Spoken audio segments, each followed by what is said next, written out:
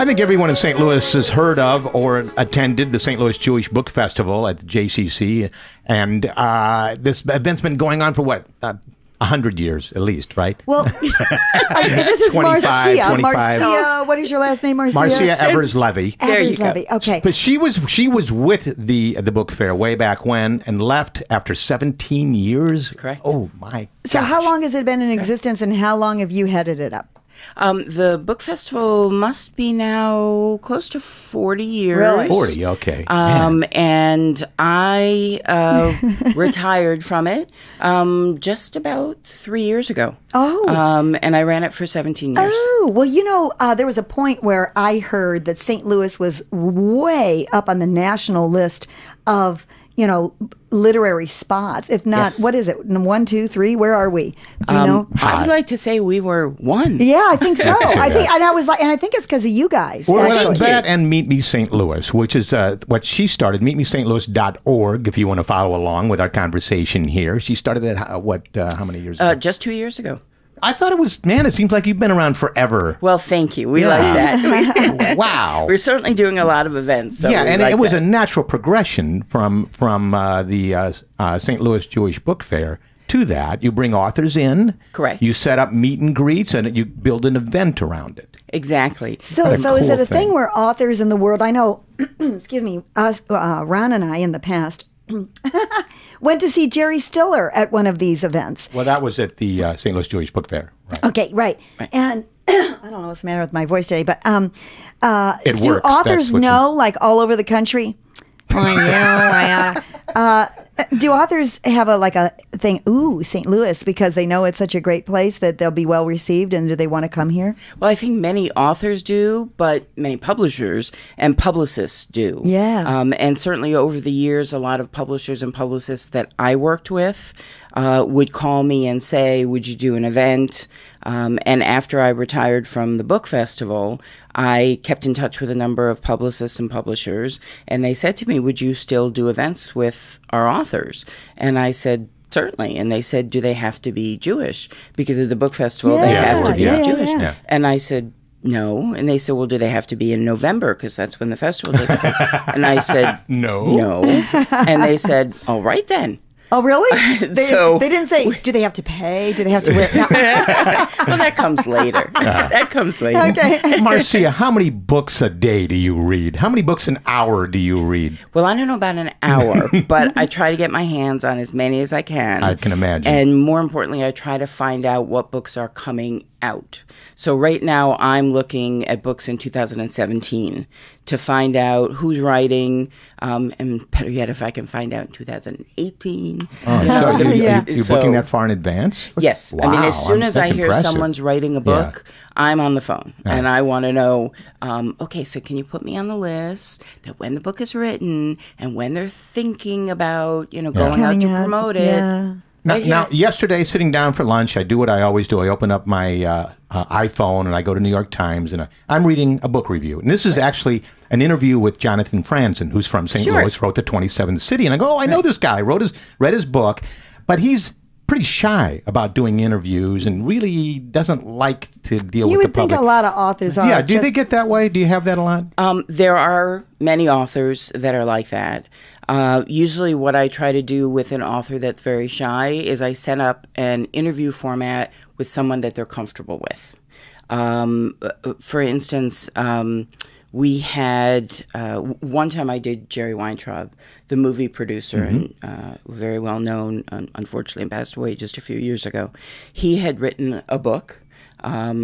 You'll know I'm dead when I stop talking. Fantastic book, So you would wonderful think stories you would talk about a lot, Hollywood, yeah. right? And it was co-authored with Rich Cohen, who's also another wonderful author. And Jerry likes to talk with his friends, and certainly is a big man in Hollywood. But to get him to come to St. Louis and sit and tell his stories, I said, "How about if Rich comes with you?" And then it's There like you you go. were just talking about writing the book. Now, I'm going to ask you a question That's a that may great idea. seem weird, but do you ever feel like you should be a speed reader so you can read more of these books because you do? Oh, absolutely. Have you looked into speed reading? Or I wish you could read like two at once, like each eye. How could you really enjoy the writing that's just that way? Do you know about know? speed reading? I mean, can you actually enjoy it, or is it's just a word I play? personally don't think you can. I've never taken a course, so I don't know. But when I read a book, first when I hear about a book, I try to do the research on who the author is. And if I can find out anything about why they wrote the book or how they wrote the book or, anything that kind of gives me something to go with, because I'm creating an event around it. Right. And something that people would want to come to. So, for instance, this new book that hasn't Joel even Selvin come out wrote, yet. right. Joel Selvin wrote for Rolling Stone magazine and so- several. Correct. He was on the San Francisco Chronicle for 30 plus years. Yeah. And anyone in our generation would remember Altamont and what a disaster that was. The rock concert with the Rolling Stones and Grateful Dead. This entire Santana. book is about that one concert? It was rock's darkest day because Wow. somebody died at it, was killed, was murdered actually at it. Hell's Angels were involved with that. Yes. And that was 1969. Yeah, that was 69. certainly famous, and everybody knows of it. Building an event around this had to be somewhat of a challenge, but fun. Yes. I knew of Altamont from the song American Pie. The lyrics from songs when they talked about it. I did a little research to find out what it was about. I knew there was a movie, Gimme Shelter, that was filmed from the concert. Obviously when you're paying the Hells Angels in beer to be your security. Which they can consume right then and there. Yeah, early on in the show. And I understand from more. I mean, it's a fascinating book. And it also sets the tone for that era. And if you lived through it or you didn't live through it, I'm reading the book going, how could they do that? There's an opening passage with a gentleman going through the airport in London, and he's carrying marijuana and cocaine and this and that. Those were the days, Yeah. Well, I'm thinking, how is he getting through TSA with that? Exactly. And then it was like, There was no TSA, right? Right. You have Well, to. that's because he didn't have too much shampoo. Yeah, well, that's probably true. But still, back then you didn't have TSA. There were no gates to go through. You could walk through an airport and up to a plane and go on and not even have a ticket. It's crazy. And literally, I think you did. Didn't you have to walk out on the tarmac? Yes, you did, out on the tarmac and do that. Go up to the so plane. on August 22nd, this will be at Ballpark Village, interesting place. You do various locations with these, right? Yes. Yes. I always try to find a venue that fits works for it. the theme of the book. And so in this case, we're doing it at Howl at the Moon down at Ballpark Village because they have a stage and live musicians, and their musicians are going to recreate the lineup from the Altamont concert. How cool is that? Wow, And that's Joel fantastic. Selvin will be there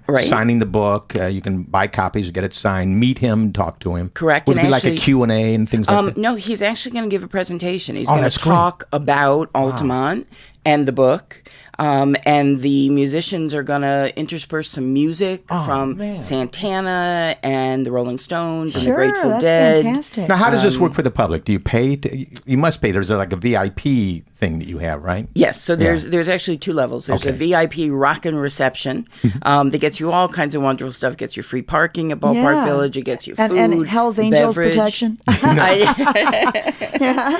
Well, certainly if the knives are left home, the Hell's Angels are welcome. Well, St. Louis is a good bikers town, and hopefully they will come. Yes, and, all bikers and you are have welcome. nothing to fear. They're good people. Oh, so. they're great. Definitely. So, okay, and then if not VIP, then what are the Then other there's two a levels? general admission, and all the tickets include a copy of the book. Really? Wow. And after Joel talks, there'll be an audience Q&A, and then he'll be signing books for everybody. How many can you hold there?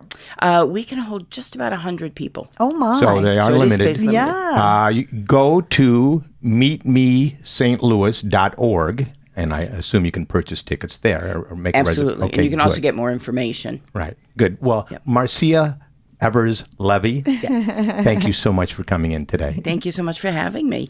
Great to have you. Thanks. And thank you to Clayton's Bakery. They made our segment possible today. Clayton's Bakery and Pastries in Des Peres, offering fresh-made baked goods using recipes from St. Louis's earliest history and fresh baked bread right from the bakery. 11,744 Manchester Road in Des Peres.